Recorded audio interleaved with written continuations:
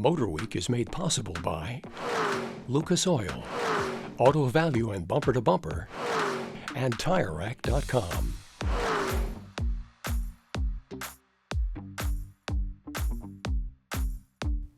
The original Honda Pilot first launched for the 2003 model year, and naturally, the MotorWeek team put it to the test. Back then, John Davis had this to say. While it does nothing other SUVs don't, the Pilot does it so easily. Now entering its fourth generation, we're going to see how the 2023 Pilot lives up to or even expands on that simple idea after 2 decades of experience.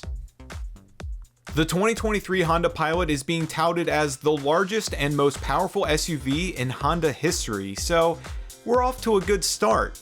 This 3-row utility is driven by a new 3.5-liter V6, paired up to a 10-speed automatic transmission.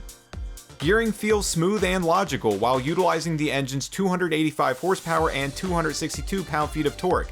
That's 5 ponies more than the outgoing generation. The new Pilot comes standard with front-wheel drive, though all-wheel drive is available on the base Sport trim, the EXL, and the Touring.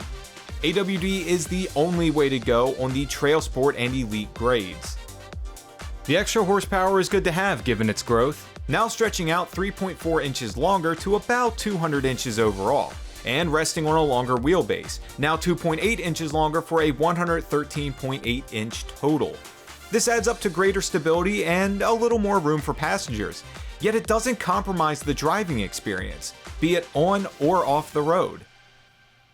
You know, at a time where a lot of automakers are offering something like this, like an off-roady, adventurer kind of trim on their most popular utilities, the Pilot does it so well. And it's all the little things. Of course, the all-wheel drive powertrain and the engine itself feels good, but the paddle shifters on the steering wheel give you a little extra control. The drive modes, same difference.